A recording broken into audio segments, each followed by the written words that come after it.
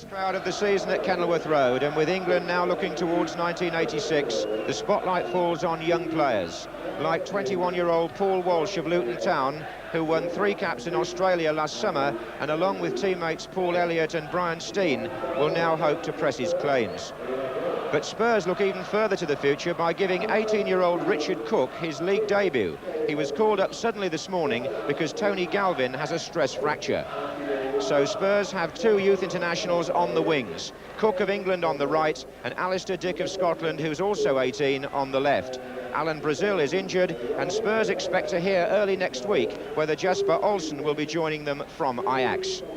Luton can't afford him, so they bring back their foreign import Radi Antish as a sweeper in a system which sees Clive Goodyear given his first game of the season in defence. Trevor Aylott is back in attack, but injury still rules out Brian Horton, David Moss and Frank Bunn. Referee this afternoon, Maurice Robinson from Sutton Coldfield. Only 1 point separates Luton, who are 5th, from Spurs, who are 7th. So a lot hinging on this match, and that's Stein with an early shot.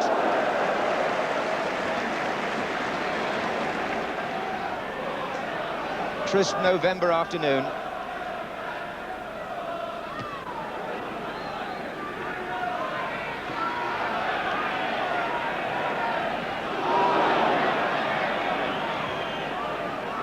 Danny Thomas to Hoddle. Looks as though Donaghy has gone to mark Hoddle in the midfield. That's Cooke on the right, the lad making his first appearance.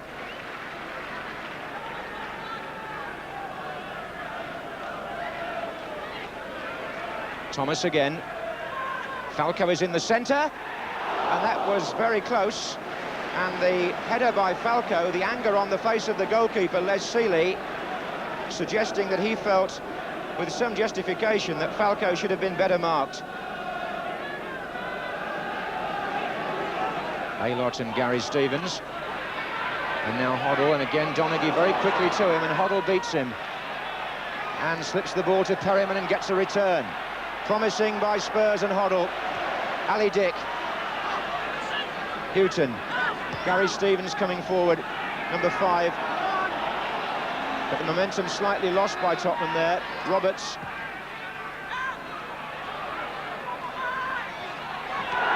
Oh, Kirk Stevens handball, penalty. There seemed no danger as Falco contested, but the ball struck Kirk Stevens. He may argue about the intent. Referee didn't hesitate. Penalty to Tottenham. So Les Seeley has to face Glenn Hoddle, who scored on this ground last season, and hits the post this time, and Cooke gets the ball back. And the fans cheering, but it was a well-taken penalty in the sense that it gave the goalkeeper no chance at all, but it hit the post and came away to safety from the Luton point of view.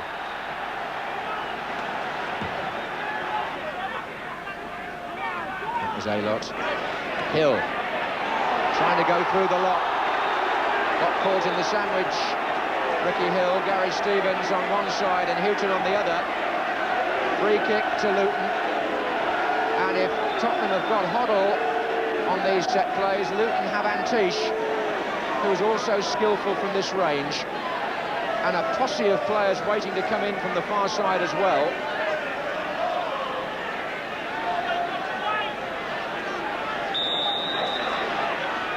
And that was Antish. Clements didn't get there. Donaghy, Clements, Aylott.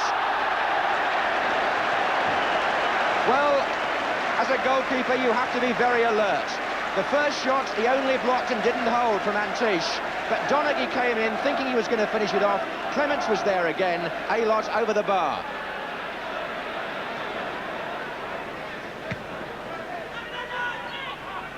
Falco. Turner.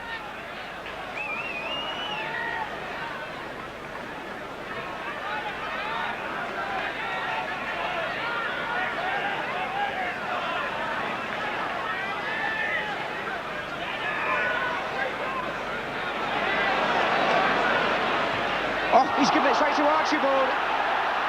And good save, Seeley. Falco off the line. And Perryman, blocked by Elliott. Perryman again. And driven again. It's in the net by Cooke. He scored on his debut.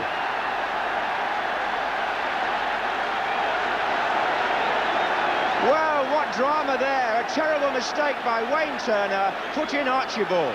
Seeley did brilliantly. Falco followed up, off the line. It was so close there. But finally, 18 years old Richard Cooke, who didn't know he was playing until 9 o'clock this morning, scores the opening goal in his first match in the First Division.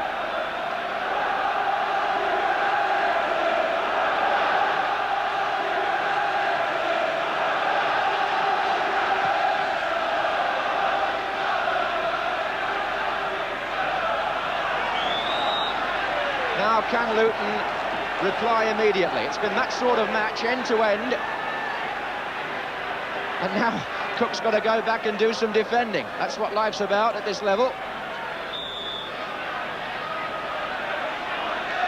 Stein curls it in.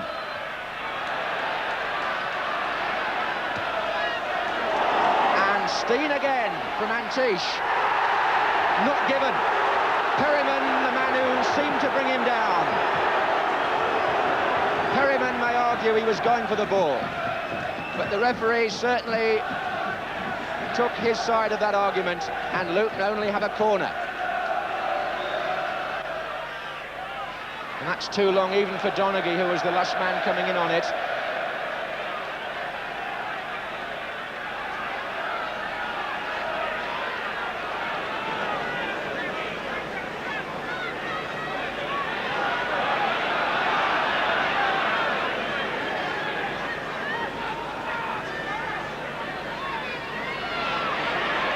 That was a good bit of work by Dick to Hoddle. And Archibald's in the middle, offside.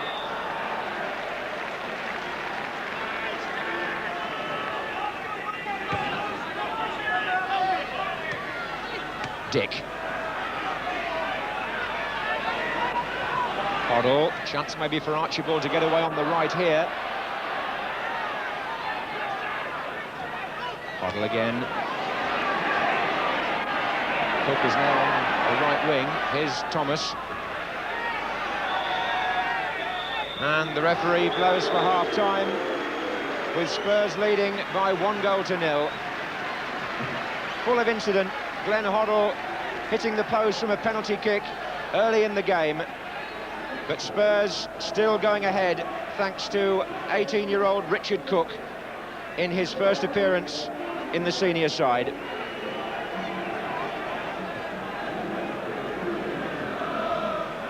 We may be out of the European Championship, but English League football still attracts tremendous interest on the continent. This match is being seen live in Scandinavia, and highlights will also be shown in Holland.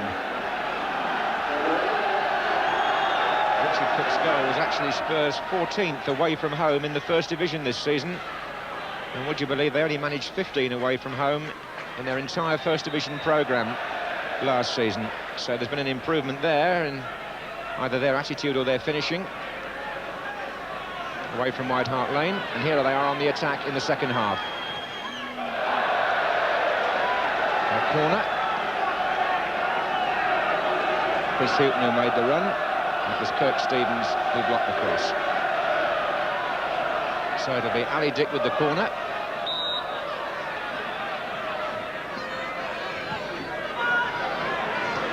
Too far back for Falco, back in by Roberts, missed kick by Aylott. Here's Perryman.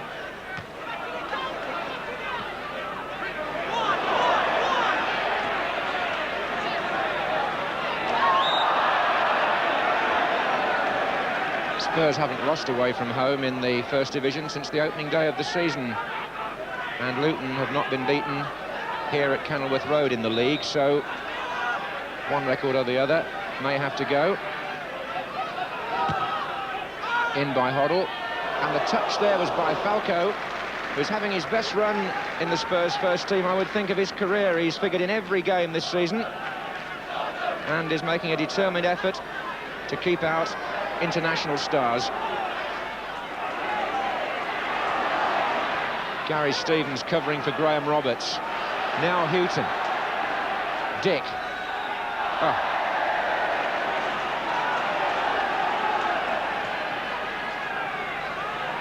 Perryman for Spurs. Archibald.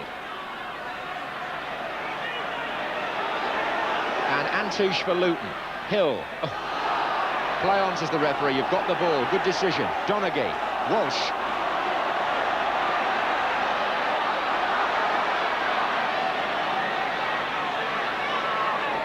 Turner. Stein. Hill. Walsh.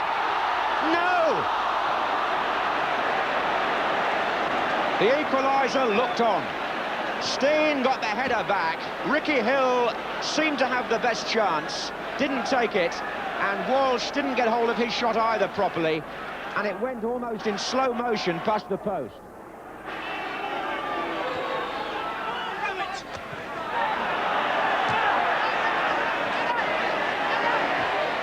Oh, well played, Hill. Stevens moving up from right back. And going all the way, Kirk Stevens, and Clements was too. Penalty. Penalty. Ray Clements looks astounded, but the referee has said penalty kick. Kirk Stevens, who gave away the penalty in the first half, suddenly finds that fortune turns full circle. He made the break. He was challenged partly by Ali Dick, but mainly by Clements, went down, and now Luton have a penalty. Clements is still protesting. And Clements got a hand to it onto the post. Donaghy. What a great save. Unbelievable stuff here. 2 penalties have been missed, but that wasn't a miss. That was fantastic goalkeeping by the man who's played 61 times for England. Stein is entitled to say, what have you got to do?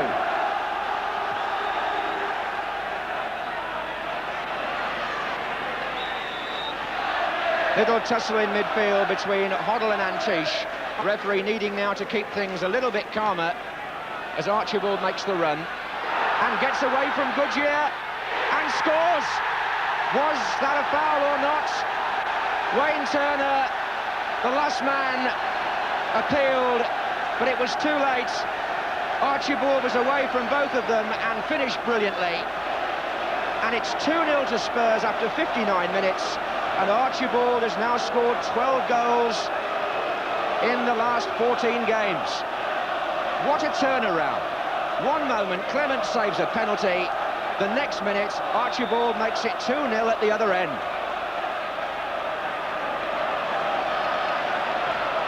And Luton, whatever else you say, don't deserve to be 2 down. Aylott, Hill, Stein. Antish was fouled by Hoddle.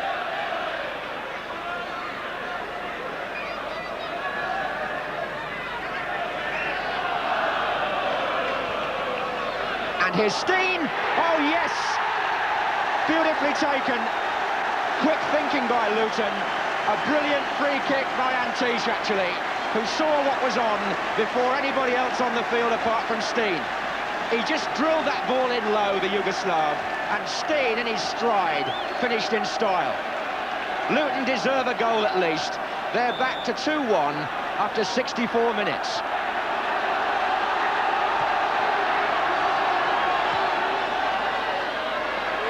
And here comes Cooke. And if he'd squared that, Archibald was in the clear.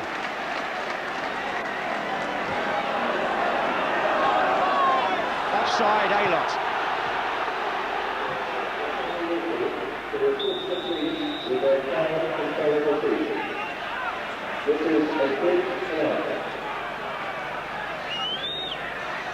Roberts with the kick. Falco with the flick on. Archibald turning Goodyear. Yes! 3-1 to Tottenham, and Archibald these days can do nothing wrong in front of goal. 72 minutes gone, and Archibald, he foxed Goodyear again there, turning him beautifully and finding the corner of the net. And Archibald's current record, he's still not talking to the manager, by the way, Keith Birkinshaw. That feud is still lying beneath the surface. But in the space of, what, 14 matches, Archibald, coming in again here, has scored 13 goals.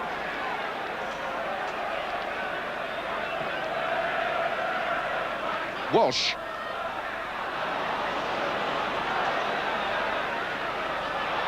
Kirk Stevens, Ricky Hill. And Stevens is up again. And Walsh!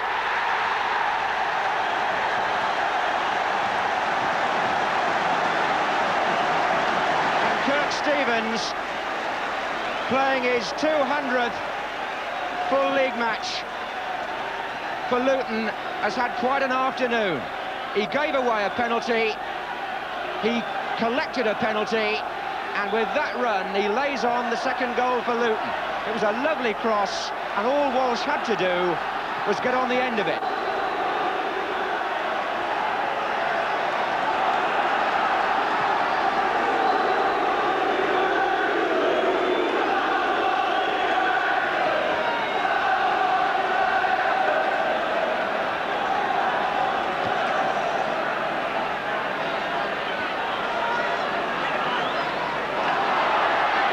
The knocks have been given and taken in good part. Hoddle. That's a terrific ball for Archibald if he could bring it down. Goodyear relieved that he couldn't. Alott. Well played by Chris Hughton, who threatens to go all the way. Is this the hat-trick for Archibald? Hits the post. Hughton. Archibald appeared to be on for his hat-trick, beat the goalkeeper, hit the post. So it's still 3-2.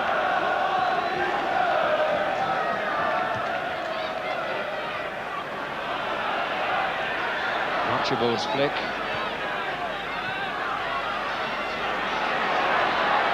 Hill. Donaghy. Oh, he caught Turner coming forward. And the tussle was between Turner and Perryman.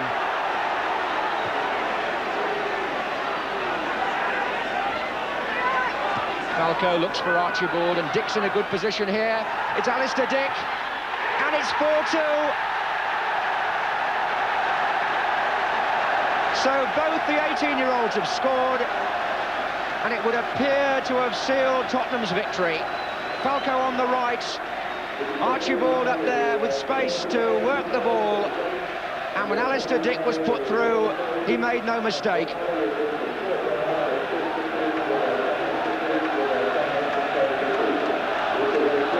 Just a couple of minutes left of normal time, and Spurs, for the third time in the match, have a 2-goal margin in their favour.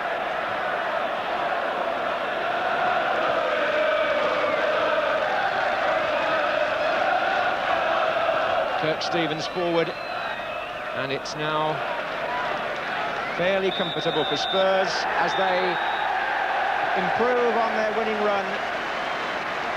But the real hero for them possibly was Ray Clements, because his 2 vital saves from Donaghy in the first half and the penalty by Stein in the second came at vital times. Spurs were able to extend their lead again and eventually ran out winners by 4-2 in a match which was an immense credit, not just to the two teams, but to First Division football in general.